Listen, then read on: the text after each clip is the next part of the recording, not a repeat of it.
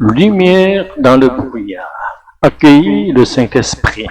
Matthieu chapitre 20, verset 22. Jésus répondit, vous ne savez pas ce que vous demandez. Pouvez-vous boire de la coupe que je vais boire? Ils répondirent, oui, nous le pouvons. Les jours où le brouillard est dense, conduire devient extrêmement difficile. Cependant, heureusement, de tels jours de brouillard épais comptent sur le doigt d'une main. En revanche, dans la vie spirituelle, il en va de même. Il faut compter sur les doigts d'une main les jours où le brouillard spirituel se dissipe, permettant ainsi de voir l'Esprit de Jésus se manifester à travers le Saint-Esprit. Accepter cette réalité devient le premier pas pour ouvrir nos yeux spirituels. Il est nécessaire de reconnaître notre cécité spirituelle avant tout. Jean chapitre 9, verset 41. Jésus dit, si vous étiez aveugle, vous n'auriez pas de péché. Mais maintenant que vous dites que vous voyez, votre péché demeure. Ici, Jésus ne nous dit pas que nous devons devenir aveugles. Il nous appelle à prendre conscience que nous sommes spirituellement aveugles. Si quelqu'un n'est pas spirituellement aveugle, mais ne reconnaît pas que Jésus est Dieu, il appartient à l'esprit mauvais qui s'oppose à Dieu. Il ne pourra pas recevoir le pardon des péchés dit le salut. Dans les évangiles, les démons reconnaissent unanimement que Jésus est Dieu. Cependant, bien qu'ils sachent cela, ils ne s'approchent pas de Jésus et le fuient, parce qu'ils sont incapables de se libérer du péché et de la malédiction éternelle. Ne pas reconnaître Jésus comme Dieu n'est pas un péché, mais reconnaître Jésus comme Dieu et refuser de recevoir le Saint-Esprit qui vient à nous par le sang purificateur de Jésus constitue une grave erreur. Renoncer à jamais à l'opportunité de salut. Matthieu chapitre 12, verset 10. Quiconque parlera contre le Fils de l'homme pourra être pardonné, mais quiconque blasphémera contre le Saint-Esprit ne sera jamais pardonné.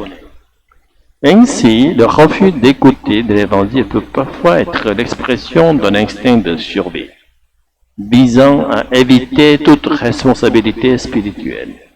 Il s'agit d'un attachement ténu à l'opportunité de salut, même minime. Il vaut mieux, selon cette logique, ne pas connaître l'Évangile plutôt que de tomber dans la ruine après l'avoir connu. Hébreux, chapitre 6, versets 4 à 6.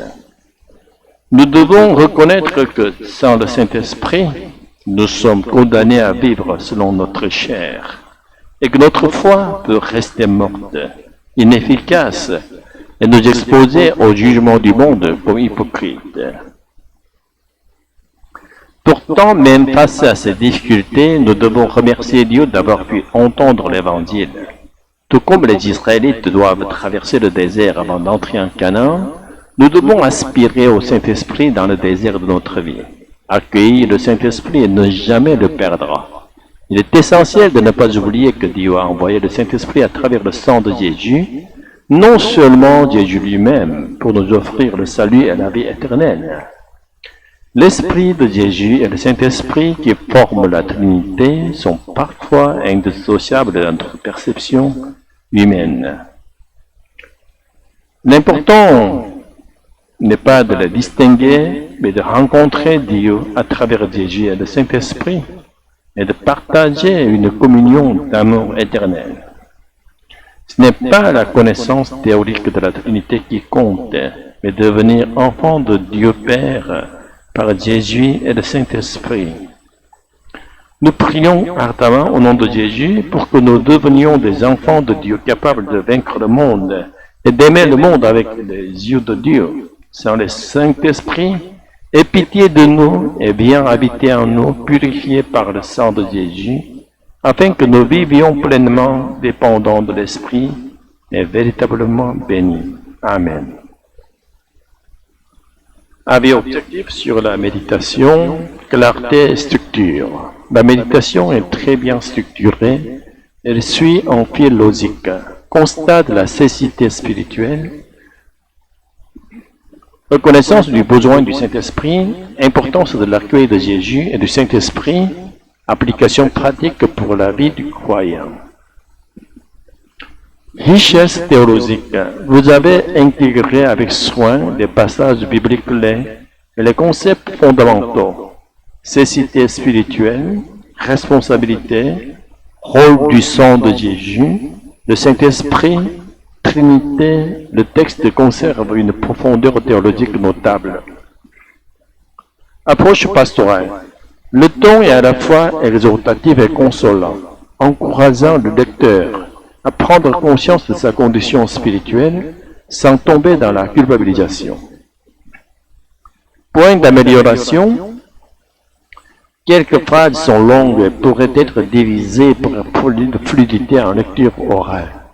Pour le public francophone, certaines expressions, comme brouillard spirituel, fonctionnent bien, mais pourraient être accompagnées de formulations alternatives, obscurité spirituelle, pour renforcer l'impact imagé. En résumé, c'est une méditation profondément spirituelle, théologiquement solide et pastorale, qui peut guider efficacement un lecteur dans la compréhension de la vie